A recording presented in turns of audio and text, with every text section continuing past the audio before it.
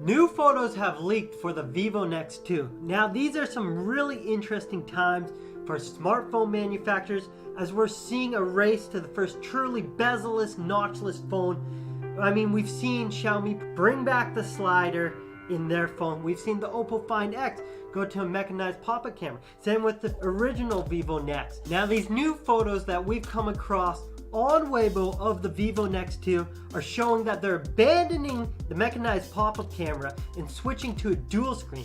So that's right, we have one screen on the front and a dual screen on the back. So this is really interesting setup that we kind of saw with ZTE's new phone. So looking at the image, the main display appears to be similar to the 6.59 AMOLED panel that we saw on the Vivo Nex. So it has really small bezels, super nice screen.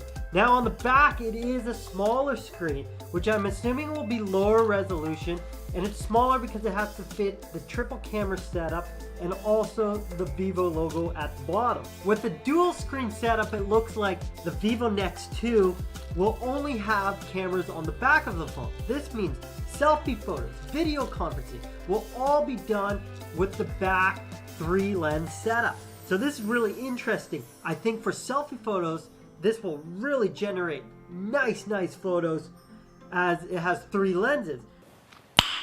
Nice. However, would you actually like to turn over the phone to use a selfie camera? Maybe you do, maybe you don't. Now I'm assuming this will be set up as any other flagship phone. It will have a Snapdragon 845, 8GB RAM, maybe 128 storage.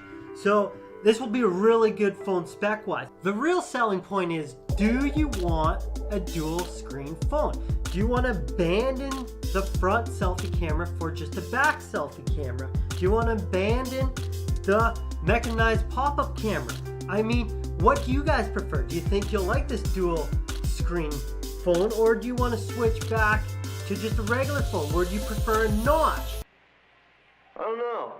I mean, until somebody comes around, Samsung hopefully, and embeds and puts the camera underneath the front screen, then we're going to have all these smartphone manufacturers try out new things, and it's really up to the user to decide which they prefer. So really interesting times we're in for smartphone manufacturers and smartphone users.